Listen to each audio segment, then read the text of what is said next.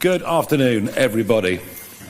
There is nothing new in sexual abuse of minors. It's been going on forever, and sadly, it will continue. Nearly always, it's perpetrated by somebody who is very, very close or a trusted figure to the person being abused. It works because of secrecy and fear. The abused individual is told, if you say anything about this, I'll either hurt you or your parents, or do something awful to you. But the difference with what we call the grooming gang scandal is that it is the mass industrial scale sexual assault and rape by anonymous, unknown persons, and it's been going on across this country on a scale that is simply unimaginable. It has been going on for many, many decades. It has been going on for too long, and there is a huge racial and ethnic dimension to it. A very large part of these crimes can be attributed to racism in its absolutely worst possible form. And yet this has been met by the collective establishment, and by that I mean social services, police, councillors, members of parliament, governments, by abject cowardice and willful and deliberate neglect. And I first became aware of the scale of this when I went to Rotherham in 2013. And people were coming up and telling me what had happened in that town, the scale upon which it had happened. And I have to say that initially I looked upon it all with a degree of disbelief. Surely nothing as large as this, nothing as appalling as this, could have happened on this scale without it breaking as a massive public story beforehand.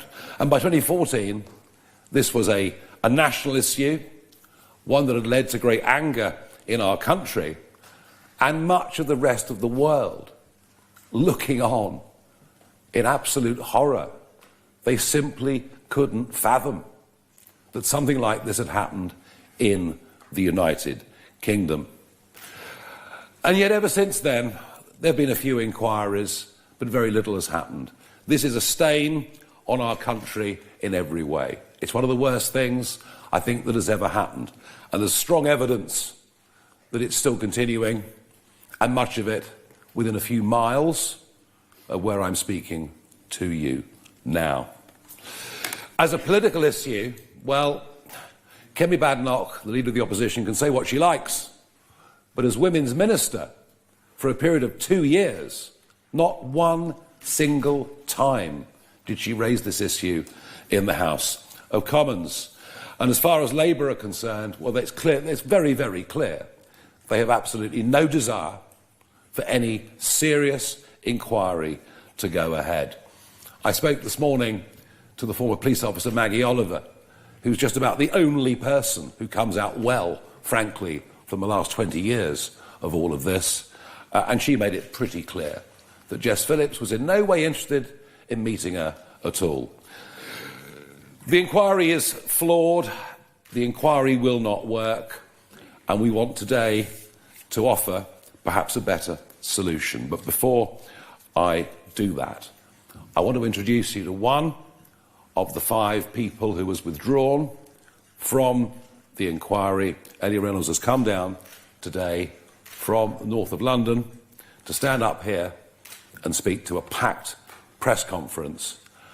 And she's going to talk about the inquiry, why she's withdrawn, her lack of trust in faith in the way in which the whole thing is being conducted. And I would ask everyone to bear in mind the immense courage that it takes for Ellie to come here and to do this today. Ellie. Do you want to start there? Yeah. Thank you. Hello. First of all, I think the inquiry that was set up, it was a mess from the start. When I joined the panel, we knew from the get-go that it was messy. It was a very controlling atmosphere there. It was very gaslighting. very manipulative, and we all went on to do the right thing, and that was to seek justice, that was to find the truth, to not be silenced anymore, and to be able to help our future. And we look at our future generations in this as well, because not only are we about ourselves, but we're also about the present victims and the victims that can occur if this shambles continues. The way that we were spoken to was very degrading. It was very controlling. We weren't allowed to seek support from family members. We weren't allowed to seek support from each and every survivor on the panel. Typically, you find with survivors is that they will confide in each other because we have been through near enough the same thing. So that is the better way that we can seek support. That was taken from us. There was a motivation in that as well to widen the panel, and I think personally that was down to the fact that they don't want to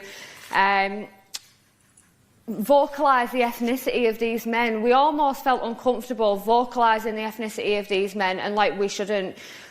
Pretty much when we were in that inquiry, we were stripped from our voices, and we're not going to be stripped from our voices anymore to maintain the higher-ups' comfortability. I decided to withdraw because, my head and my heart were saying two different things. My head was saying, you can really make a change in this, you can really help the future. But in my heart, it wasn't morally correct for me to maintain myself on the panel because of how it was going. It was rigged from the start. I mean, when we got the bios about the former police officer and the former social worker, it was very, very locked down. It was very password protected. We couldn't show it to anybody. We couldn't screenshot it. It was just awful. And I mean, when you're looking at bios of two former institutions that failed us, we were never going to be confident in the first place. We've spent years of our lives trying to grab the attention from police officers and social workers, to be told that we're attention seeking, to be told to shut up and go home. It's been nothing but awful. So when you put these two candidates in front of us, none of the survivors were going to ever sit there and be happy with it. Personally, I asked and I said I'm not keen. However, we were also told to propose two questions to each suspected chair. They've left now, but we had to pose these questions 24 hours prior to meeting them, which, again, I wasn't happy with. I asked why they needed 24 hours. Why couldn't they come back with an answer instantly when they were asked it? We were told what to ask, when to ask it. It was all in all very controlled. And then to top it off, we also had then Jess Phillips calling us a liar in the House of Commons. And the way that she conducted herself alone was absolutely appalling. But to be called a liar by somebody so high up, we're used to it now. We've been called that all our lives. It's just awful that somebody had to do that and degrade us even more when she is a safeguarding minister. She should be safeguarding our children, protecting them. And I do not think that she's capable, which is also why I've called for her to stand down. Keir Starmer obviously had written a letter. I don't necessarily believe he wrote it himself, but that's my personal opinion, to which I replied, we don't want a polite letter. We want accountability. We want justice. We want the truth. And we want it to stop happening to our future. Our future is at risk the longer that this happens for. And we can't afford... I mean, what is it now? Approximately 250,000 victims across the country. That's 250,000 too many, in my opinion. It shouldn't have ever got to one. The scandal is now national. It's a problem and it needs to be fixed. So I withdrew myself because I know that I can make a change, just not through that panel. I will speak and I will raise awareness and I will say what's corrupt. And that inquiry, that was corrupt. Very good. Wow. Thank you. That was pretty clear. Grab a seat and then we'll do questions. Thank you. Well, that was pretty straightforward and very clear. Well done, Ellie. This inquiry is dead in the water. Nearly 5 months have gone by, and what has happened? Nothing. They can't even agree who the chair is going to be. Starmer tells us that the Baroness Casey report forbids it from being a judge. If you read the report carefully, you'll realise that simply isn't true, which, of course, is in common with very many of the things that he says. 5 of the grooming gang victims, those that feel insulted, like Ellie, have withdrawn from the inquiry, but you'll be told, there are 5 who insist that Jess Phillips stays in place and that the inquiry continues. But here's the truth about the other 5. Just as I said at the start of this press conference, there are 2 very distinctly different groups of young people who were sexually abused and raped by adults. And what has happened with this inquiry is the government have quite deliberately, from the very start, widened the scope out from those who were victims of Pakistani grooming gangs and brought in other women. And by the way, I'm not demeaning or diminishing in any way the treatment that Samantha Walker and the other 4 have been through. I'm just pointing out they were victims, survivors now, of a very different kind of sexual abuse.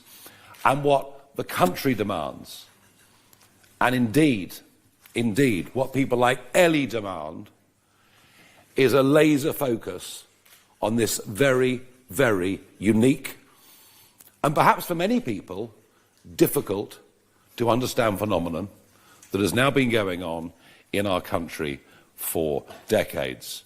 My own view is the government would like to simply kick the can down the road, to hold a public inquiry that goes on for such a long time that it concludes little or nothing before the next general election.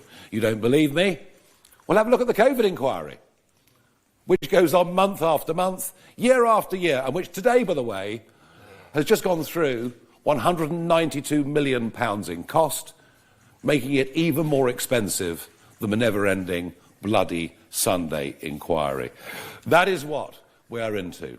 And I want to propose today, a better, quicker, more open and more transparent solution.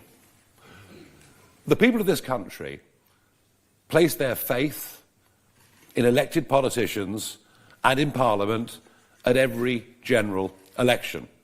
Although I think it would be fair to say that that level of trust and faith is probably at the moment at an all-time low. So what I want to do is to offer Parliament a chance to re-establish itself in the minds of people as a good, fair and just institution. It's time for Parliament to step up and to do its job. Do you remember back in 2009 when Sir Fred Goodwin was ordered to appear before the Banking Commission, a new committee that had been set up between the House of Commons and the House of Lords, and Goodwin had to go to appear. And I just don't think we realise just how much power Parliament actually has if it chooses to use it. Select committees have the power to summon anybody. They could summon a former social worker. They could summon a former police officer. They could summon a former councillor. They could summon a former member of Parliament. And I find it hard to believe that MPs in all of these constituencies would not have had letters or emails or pointers as to what was going on. Because unlike the previous examples of sexual abuse that I've talked about, none of this was being hidden. There were groups of up to a dozen plus men waiting around in takeaway, kebab shops, taxi shops. Everyone in these communities knew that something was happening and that something was very, very wrong. So Parliament has that ability. It also has the ability to sanction those if anybody refuses to appear. It also has the power to require that people swear an oath. And the important thing about swearing an oath is that if what you say in that forum is deliberately misleading or untrue, well then, of course, you could face prosecution for perjury. These are the extraordinary powers that Parliament has if it chooses to use it. And I am saying here is the most enormous opportunity for Parliament, and indeed for this government, to restore some public trust in the institution and those that currently inhabit it on an issue that has been gnawing away at our public consciences for well over a decade. And I repeat the point, to which the rest of the world looks on in shock and in horror. I will be, with my colleagues, meeting the Speaker this evening. I will put these points to him. I know that he himself is very keen to re-establish Parliament at the centre of our national debate in this country. And I will tomorrow write to Dame Karen Bradley, the chair of the Home Affairs Committee, suggesting that very quickly a subcommittee is set up. And yes, let's broaden it to a commission, and let's get those from the House of Lords who understand this subject involved as well. The advantages of this, well, the first one is it can be done incredibly quickly. The second of this is it'll take place in what we still know as the mother of parliaments, and perhaps re-establish some trust in the institution. And it will happen in the full glare of media. And it won't take years to conclude. It will take many weeks. It might take a couple of months, but so be it. And it will have the power to put in the Palace of Westminster those who are suspected of colluding in the cover-up of one of the most shameful stories in the history of our islands. And I'll be putting all of that to the Speaker tomorrow, and I hope and expect to get other figures in public life to come out and support this idea. It can happen quickly. Let's make it happen. Thank you. Right, loads of questions. Some will be for me, but some of this on this I'll obviously bring you in. Great stuff. OK, we have a lot of questions. I'll do my best to get through them as quickly as I can within reason. Harry Farley from the BBC. Thank you, Mr Farage. Harry Farley from the BBC. The Prime Minister has accused your MP, Sarah Pochin, of shocking racism and the sort of thing that will tear our country apart. Do you accept what Sarah Pochin said was racist, and are you considering any disciplinary action? And on what you've announced today, you were one of the ones leading the call for a national inquiry. Is this not rowing back on what you previously called for? I'd love a national inquiry if it was laser-focused on the grooming gangs issue. But being that, to begin with, the government didn't want to do it, then was forced to U-turn and accepted it, now that 5 months have gone by, I actually think the public are running out of patience, and certainly the survivors are running out of patience, that anything will actually ever happen that is of any value at all. I don't think Parliament should turn itself into a court on a regular basis, but I do think there are times when Parliament needs to use the power that it has to re-establish public trust. So no, I now believe this is the best, the fastest, the most effective and the most open route that we can possibly use on that. The words that Sarah Pochin used in response to a caller into Talk Radio on Saturday morning were without ugly and taken on their own, could be read to be very, very unpleasant indeed. I am unhappy with what she has done. I can't underestimate that, and she fully knows how I feel.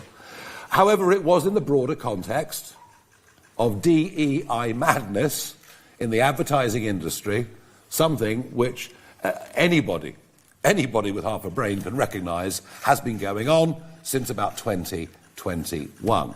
So I understand the basic point, but the way she put it, the way she worded it, was wrong and was ugly. And if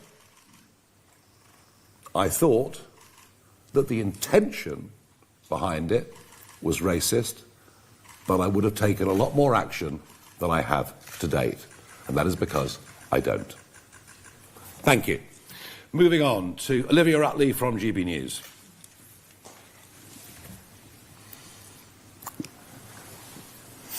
Hi, Olivia Rutley, GB News. Some of the survivors and whistleblowers have talked about the danger of this inquiry marking its own homework, so police officers and social workers being involved.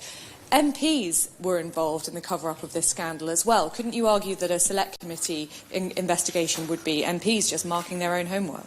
Very few of the MPs that are still in the Commons today are the same MPs that were there at the time that these abuses were happening, is the answer I would give to that. The basic point, I mean, I think your argument, Ellie, make your own, you're more than capable, but I think your basic argument was that you didn't want social workers or police chairing this inquiry. Yeah, absolutely. Social workers and police officers are the very institutions that have failed us for decades and decades. And I think what people are forgetting as well is that institutions almost materialises it. These are real people behind these that are constantly looking at us like we're nothing and sending us away and silencing us. So I think my priority was just somebody with a heart, somebody with a little bit of humanity that would be able to fight our corner and do what we've been promised for decades, and that was to be safeguarded. Thank you. Harry Horton, ITV News. Thank you very much. Harry Horton, ITV News. You've criticised just now the leader of the Conservative Party, you've criticised the Labour government. If you were to set up this inquiry you've talked about in Parliament, it would require you to work with MPs from other parties. Why would they do that when you're criticising their leadership? Criticising? Have you heard what they say about me? This is called politics. People chuck rocks at each other. What I'm proposing here, by the way, this is not a Reform UK proposal. This is a proposal that I'm going to put to the Speaker this evening, and I'm going to put to Karen Bradley. This is a proposal for Parliament to pick this issue up on a cross-party basis and to run with it. And you know something? If the government picked up this idea that I'm putting forward, do you know who the biggest beneficiary would be? Wouldn't be Reform UK. It'd be the Labour government for actually doing the right thing. So I do reject the idea that what I'm putting forward is a partisan idea on behalf of Reform UK. And just a second question, if I can, on Sarah Poachin. She said that the sight of brown people and black people in adverts drives her mad. Can you not see... You say you don't think the intention was racist, but can you not see why the Prime Minister, why the Liberal Democrats, why the Conservatives say that they think those remarks were racist? Are you prepared to label those remarks racist? I think I've answered the question already. The remarks were ugly, clumsy, put in a way that if you take them literally as they are on their own, you can put the worst of all interpretations on it. I understand the context in which she said it. I don't like the way in which she did it. I am very unhappy with her indeed. But if I felt the intention was deliberately and genuinely racist, I would have taken a different course of action. Thank you. Moving on to Sam Coates from Sky News. Thank you. Ellie Rellens, I'm curious, you paint a very interesting picture of what it was like being in those meetings, talking about the inquiry. You've talked about what happened in those meetings. We're here to listen to tales of accountability. Can you name names? Who was saying these things? Who was being bullying? Who was being controlling? Were they Home Office officials? Who were they? Were they senior? And who do you think they were answering to? If there's any more detail that you can give about exactly what was going on, that would be appreciated. Nigel Farage, do you want to be on this commission? And a lot of this comes down to the Home Office. There are suggestions today, look at the asylum hotels situation, that the Home Office should be split. Do you think that's a good idea? And finally, on Sarah Poachin, can you explain why it isn't racist? You spent a lot of time in your career looking at issues of race. You've thought about this deeply, but can you explain why you don't think those remarks were racist? Ellie, go first. Who was it? Naming names, I don't know whether I'm allowed to do that, but what I can confirm is that it was the Home Office and it was NWG Network. They're an organisation that work very closely with the Home Office, and they are meant to be survivor-based, survivor-led. As for the names, you can probably find who does what online. I just don't know if I'm allowed to say it. Well, I think you might be able to privately after the event. But I do believe that they were answering higher up, especially by the way that they were coming across. They were, you have to look at us survivors. Many of us are unable to work with mental health conditions that are lifelong after suffering the abuse, and they were paying every survivor on the panel at £50 an hour. There you are. That hasn't come out so far, which is very interesting, is it not? Well, it has now. Does it not? And it may well be, Sam, that afterwards, through briefings, we might get one or two names that you might have access to, as with the rest of the room. The hotel. Who was the first person to expose the hotels? Me in 2020. going up to a hotel just west of Birmingham to say when they cross the Channel, this is what happens to them. Yes, of course, there are certain companies that have made massive profits. You really have to look at the share price of one or two of them. And like you, even I'm being cautious today because I'd rather not be sued, to see what an absolute racket the whole thing has been. So the Labour government can sort of blame the Tories, and the Tories can sort of blame the Home Office, and maybe Labour in time can blame the whole Home Office. Who's in charge of the Home Office? The British government. So why don't the British government get a grip? We were told over 20 years ago, in Blair's term, first term, that the Home Office was not fit for purpose. Well, it's about time somebody in government had the guts to deal with it. I think the most interesting thing about the hotel story that hasn't really been reported, unless I've missed it, is there are tenders now out until 2036 at least, which shows you this government has absolutely no intention of putting a stop to illegal immigration at all.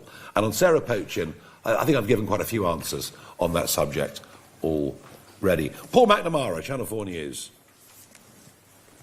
Afternoon, Mr Farage. Just the one question. Just the one? Sky R7. Hadn't noticed.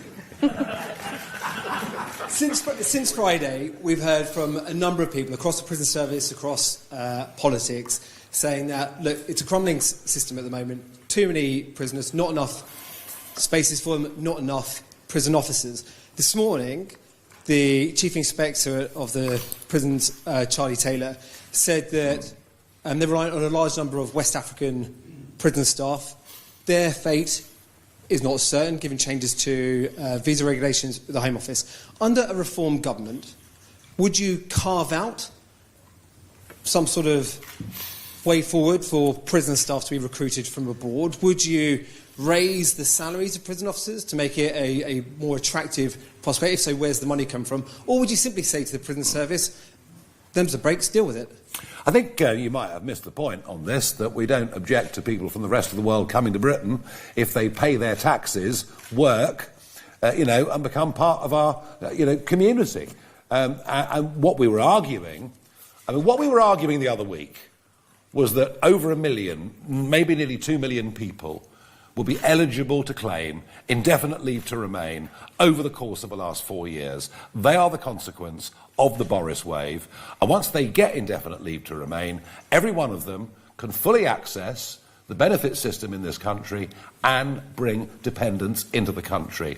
And that this is financially, potentially, a ticking time bomb that some think tanks say could cost us over £200 billion in the decades to come.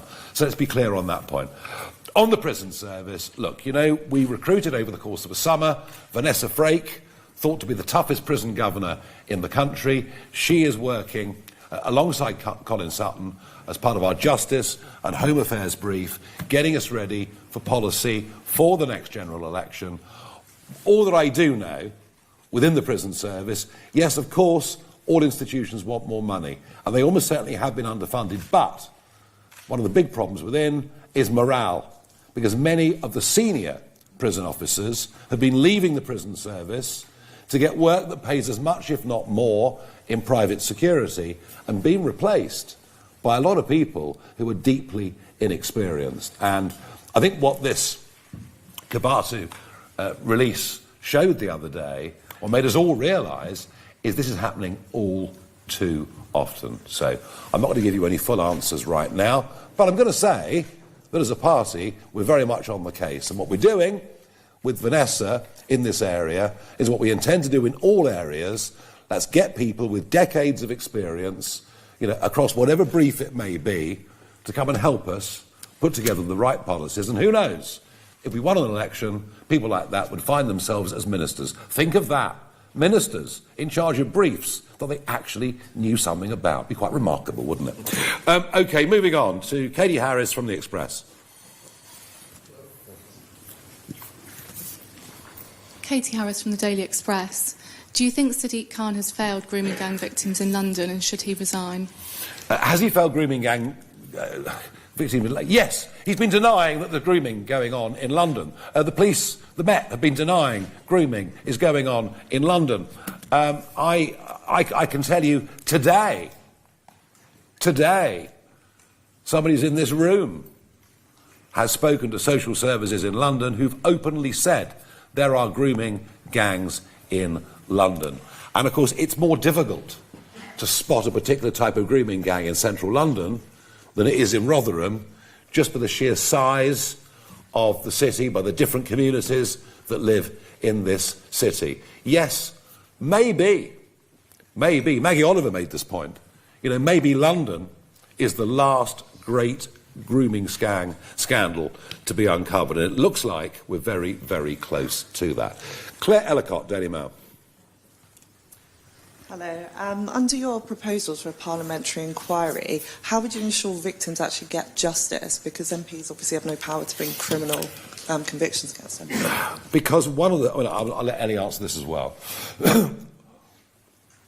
I believe that what the victim survivors want is for those that are guilty to come to justice. And I believe that Parliament, acting as a court, not an inquiry. What I'm actually calling for here, Claire, is for Parliament to become a court, and that we discover, under oath, the truth about who knew what and when, and why they refused to say anything, and so that there can be prosecutions for negligence that follow. Your thoughts on this? Yeah, absolutely. I mean, all we've waited for years is closure and not feeling like we're stuck in the middle, like we're not believed and like we're silenced. We want the justice, we want the truth, and we want the protection for our future generations. That is crucial to us. It's crucial for the truth to come out. It's crucial for accountability and people to be prosecuted, yes, but it's also crucial that we can hammer down on this now so it stops happening to our children. Quite right. Daniel Martin, Telegraph. Hi, Daniel Martin from the Telegraph. You said Labour wants to kick the can down the road on grooming gangs. So how can you be confident that your committee will get to the bottom of this when the majority will have to be Labour MPs, presumably? Look, this isn't going to happen. This isn't going to happen unless Parliament as a whole, which includes a lot of Labour MPs, embraces it. I accept that. They might reject it. But I do actually seriously say to you that given their current level of standing in this country, I'm offering them an opportunity to take an idea, steal an idea from me, and try to a large extent, actually, to make it their own. As I say, I'm going to see the Speaker later on today. We'll do whatever we can this week to raise this issue in the Chamber, and if they reject it, they reject it. But it is a much cleaner, much quicker, much better solution that actually could lead to righting some of the wrongs that Ellie, and by the way, did you hear when she said that up to 250,000 people in Britain may well have been victims of grooming gangs? It is mass, industrial, racially motivated sexual assault and rape on a scale that I think even now we're still struggling to even believe. Thank you. Lucy Dunn from The Spectator. Lucy Dunn from The Spectator. Nigel, you've always maintained that Nathan Gill was a rotten apple, but The Observer reported at the weekend that two other Brexit Party MEPs spouted the same pro-Russia lines in the European Parliament. What action, if any, are you taking to investigate connections to Russia? And if I may, Labour MP Lucy Powell appeared on the BBC to describe grooming gangs as a dog whistle issue. She, at the weekend, was the victor of the deputy leadership contest for Labour. What is your reaction to that? Look, Lucy Powell says dog whistle. There are people like Jess Phillips under enormous electoral pressure, not to be too unpleasant to a particular sector of the community that might vote her out of office next time round, along with dozens of other Labour MPs. Starmer just sort of would hope and wish that the whole thing would simply go away. And that's what we've had. Delay after delay after delay, finally a U-turn forced. Nothing will come out of this inquiry. Nothing of any value will come out of this inquiry, and I doubt it will happen before the next general election, which is why what I offer is a firm solution. I've heard of no evidence of any wrongdoing against any other former MP of UKIP or the Brexit Party. I've heard of no other evidence of any wrongdoing from any of them. Opinions are opinions. I can't comment beyond that, other than I'm deeply shocked by Nathan Gill, who I'd known for a long time, and who, for goodness sake, was a bishop. Used to preach every Sunday morning in the Mormon church. I mean, I thought he was so incorruptible he wouldn't even drink coffee. So I'm pretty shocked by it. But there you are. Just goes to show, you never absolutely know anybody. You really don't. Noah Hoffman from The Sun. Thank you, Nigel. I was wondering if I could get your reaction, please, to the march in Tower Hamlets, where there were hordes of masked men. Downing Street refuses to say, when asked, that British Jews are currently being threatened by a rise in Islamist extremists. Like, they literally will not acknowledge that. What would you do to tackle this issue under a Reform government?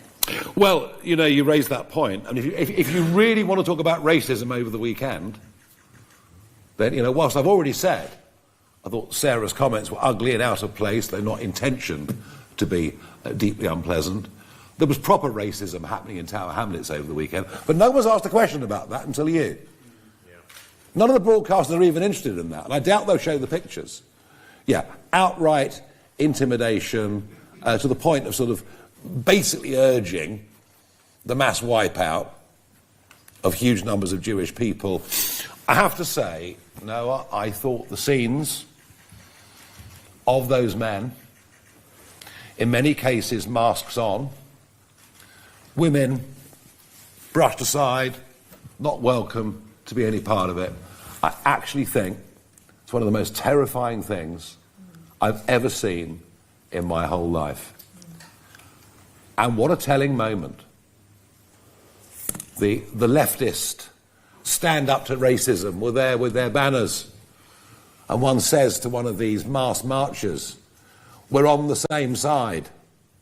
To which the response comes, "No, we're not." Maybe one day the deluded left will wake up to realise they've been with very strange bedfellows.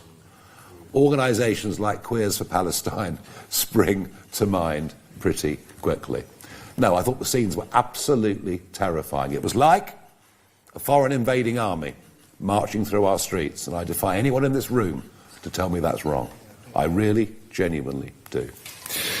OK, we're halfway through. Ben Clatworthy from The Times. I'll try and speed it up. It's fine, don't worry. All right. Ben's there. On the comments that Sarah Pouchin made, you say they were ugly and were very unpleasant indeed. However, going back to earlier points, can you explain how they're not racist? I've already said, taken on their own and not in context, you could read them that way.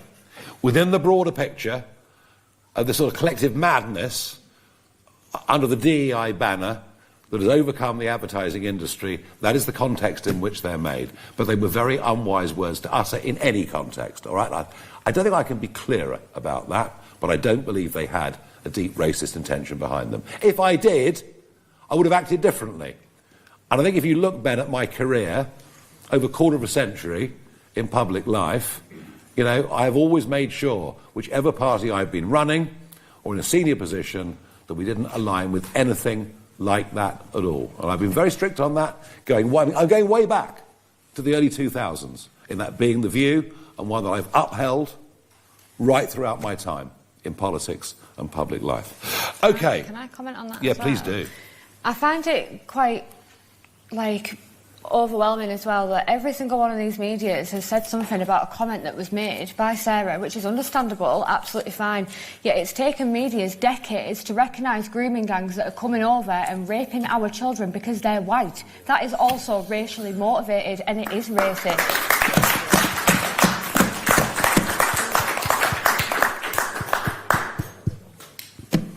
100%. 100%. Gosh. That's very strong. That is very, very strong indeed. Mari Novick, Financial Times. No, well done, you're quite right. Hello. Ellie, Lee, the first question is for you. So now we've heard from, roughly 10 of you guys who's on this inquiry, because we've heard from you and Fiona and those 4, and then also we've heard from 5 others who's actually said that, we're okay to broaden out the scope of the inquiry. Can you just give a little bit of explanation and your thoughts about what you think the rest, as in the 20 other people on the inquiry, mean and think about this? Yeah, so obviously there's 5 that left, 5 that supported Jess, and that's absolutely fine. Everybody's entitled to their own opinions. We withdrew because we knew it wasn't right, it was corrupted. And in regards to widening the remit, they're going to say that because it was going to focus on grooming gangs, and they're not survivors of grooming gangs, so they're going to want it widened, which I also understand. But equally as well, it would not shock me if they were being paid off to say something as such, because there is many, many people that agree with us that still haven't come out and said it. Thank you very much, and then I have one more question, please. Go on. Can you just explain when you two first got to know each other? No. Right, moving on to Will Standring of Bloomberg News. We'll keep our personal life out of this, shall we?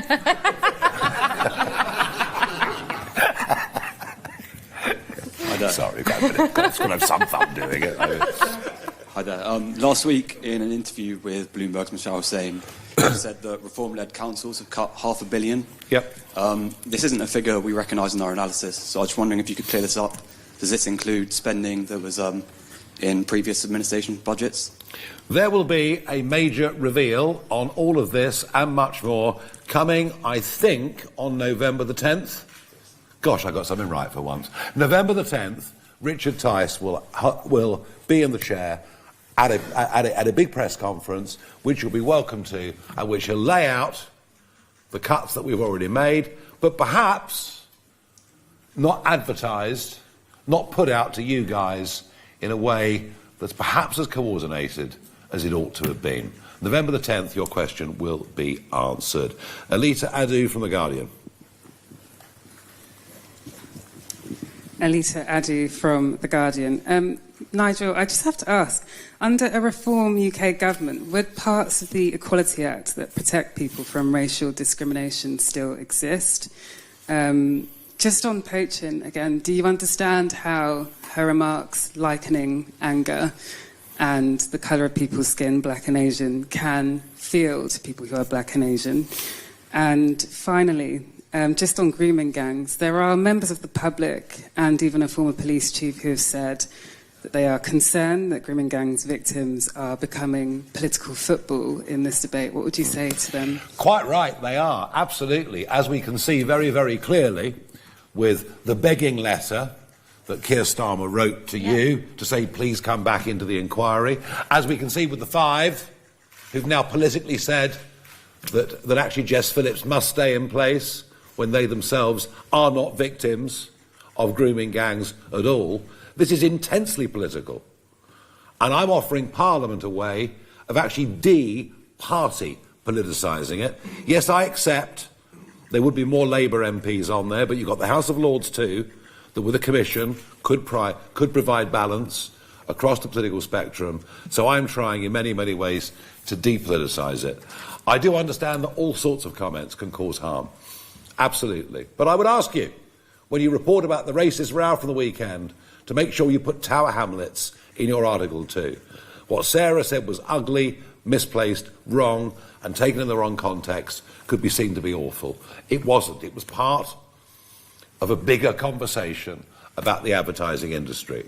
What happened in Tower Hamlets at the weekend was outright racist, violent and dangerous. And as for the Equalities Act, well, I'm not sure that it protected any of these girls, did it? Exactly. I'm not sure it protected anybody. OK. Right, just a few more to do. Natasha Clark, LBC. Thank you, Mr Farage. You say of Sarah Poachin's comments they were not intended to be racist. Do you think that you have to be intentionally racist to make a racist comment. And to Ellie, you say how you were gaslit and manipulated. Is there anything that you think the government or the Home Office could say that would make you come back on the panel? You say that you felt this was rigged. Would you mind spelling out how? Do you think there was a predetermined inquiry or outcome they were trying to steer towards? Thank you. Absolutely, it was rigged. The questions, we were being told what to ask and when to ask them. They already had the terms of reference drafted. We were on that panel to help shape the terms of reference. They were already done. So what was the point in us being there? And in regards to the letter from Mr Starmer, I replied to that and I said, I do not want a polite letter from him. I want accountability, which we're never going to get. I think at this point now, I have no faith whatsoever. I had 1% and him and Jess Phillips have absolutely crushed it. I would not touch that panel again with a 10-foot barge pole. Absolutely not. With words, it's always intentions that matter. People make mistakes, but it's intentions that matter. David Lynch, PA. Thanks very much. Yeah, hello, can you see me over here? Yeah, great. This is a question for Ellie first. Could you explain your decision to come here today and sit alongside a opposition political leader? And for yourself as well, Mr Farage, just want to cast our mind back to the dim and distant past of last Friday, the Caerphilly by-election. Yep. The result there, I think what we saw was what might be described as tactical voting coming out to beat reform. What do you think that says about voters across the country, and does it show that your supporters maybe peaked, for example? My choice was because, quite frankly, us girls and young boys, because young boys are nowhere near as mentioned as they should be, we will go to anybody that will listen. I've sat in my local town and I've had meetings with the MP. She's Labour. I begged for help and she openly admitted that she was discussing my case with my local police force and they said how much they'd failed me. I offered to do many things to raise awareness. She said that she'd do it and I'm still waiting nearly a year later. I will go to anybody that will listen and anybody that's going to make a change to this country. Well done. Caerphilly, I thought at the start of the day we'd get 12,000 votes. We did. I thought 12,000 votes would be enough. It wasn't.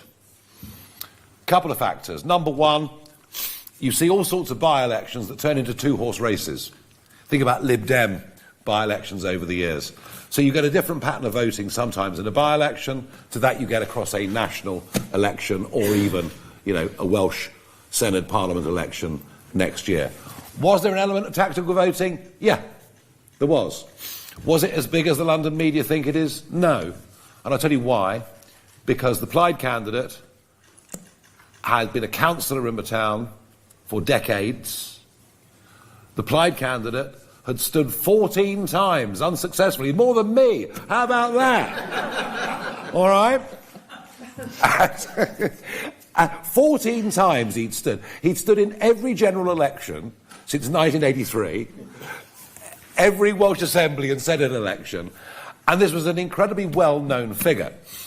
And when we looked at the boxes for the centre of Caerphilly, you literally could have weighed the Plaid vote. So many people who knew this guy turned out to vote for him. So a bit of both, but I think we can over perhaps egg how big the tactical vote was. I do think there were Labour voters who went for Plaid because they just saw it as a two-horse race. Yes, but the other factor I think matters.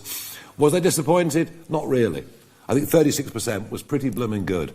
And tell you what's interesting about the elections next May, they'll be fought under D'Hondt. If that result was repeated across, it'd be Caerphilly and Blaenau next year, there'd be 3 Plaid members and 3 Reform members. So I can't be disappointed by that in any way at all. Right, we're cracking on here. Caitlin Doherty, The Independent. Hi, apologies, I've got a computer on my lap. With reference to Sarah Poachin, you said that if you had thought the I think I've intention... said quite a lot of Sarah Poachin, to be honest. Unless you've got a very new angle, I think people have maybe had enough of this, but go on. Mr Farage, I just want to ask another question. You said if you thought the intention behind it was racist, you would have taken a lot more action than you have today. Can we take that to assume that you have taken some action? And if you have, can you give us some details on what it is? And secondly, on your conversations with the Speaker, have you spoken to the Speaker before you've told us about your plans today? And if you don't get the go-ahead from the Speaker, are there any other avenues that you can pursue? The relationship between the Speaker is a private relationship. He's somebody that I have the most enormous respect for in every single way. And as far as Sarah Poachin, I've answered every angle of that question I could possibly ever answer. I've been as upfront and as clear and as frank as I possibly could be. Lauren Bell-Cross from the Jewish Chronicle.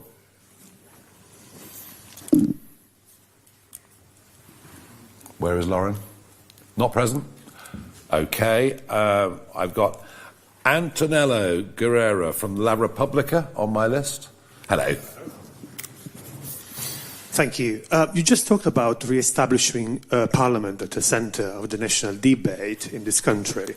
Do you think Parliament should have a say also in Prince Andrew's future and have the authority to scrutinise and possibly strip him of his titles? Thank you. Well, the nice Liberals would like to hound him, I think, physically out of the country, never to be seen again. Frankly, I think Parliament should only interfere in areas like this. In a real extreme situation, I suspect that the punishments coming to Prince Andrew are far from over. I think we're in the middle of a process. He's renounced the dukedom. He undoubtedly will be looking for a new home very soon, probably somewhere where it's a lot warmer and sunnier than it is here. And I think as somebody who is down and on the way out, there's no particular need to give them a kicking on the way. Now, if he was to fight back against that and say, no, I am staying where I am, and actually I'm going to start reusing the Duke title, then Parliament should act. But to do it right now, I don't think, frankly, is very near the top of the list of national priorities, unless, of course, you enjoy, hounding people out of their own existences. Last question, Robert Hutton, the critic.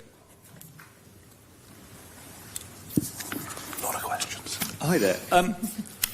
In January, you said you wanted a full public inquiry that nothing else would do, and people like the Prime Minister said a public inquiry will take forever, they're a complete nightmare, and you said he was stalling, and now you've got a public inquiry and you've denounced it.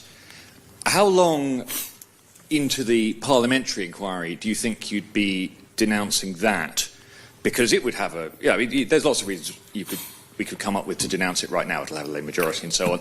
And, sorry, one other one, just because... Would you like advertising companies to use fewer black actors? I'm just not going to demean myself by answering that, other than to say the DEI industry has gone crackers. You know it, I know it, we all know it. That's where we are. It's October. I said in January, let's do something. It's October.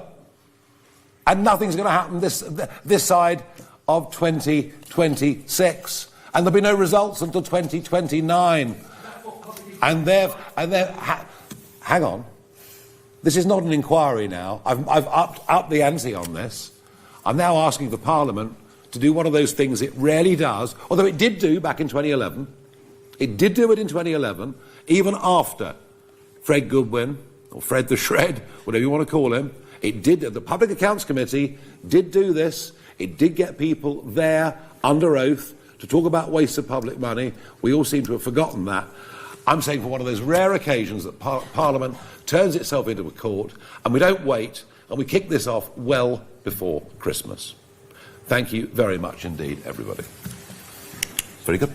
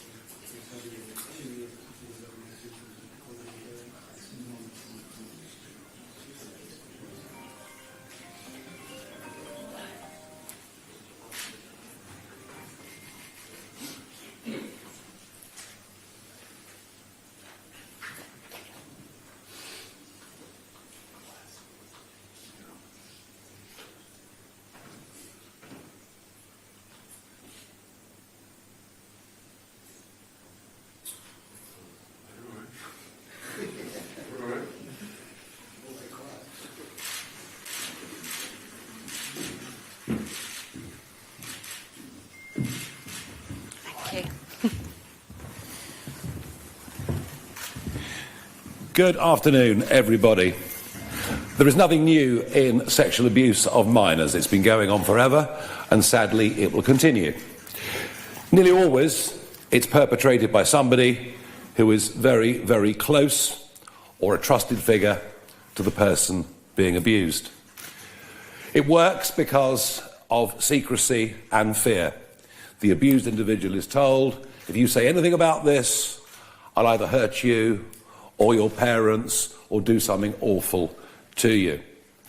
But the difference with what we call the grooming gang scandal is that it is the mass industrial scale sexual assault and rape by anonymous, unknown persons, and it's been going on across this country on a scale that is simply unimaginable.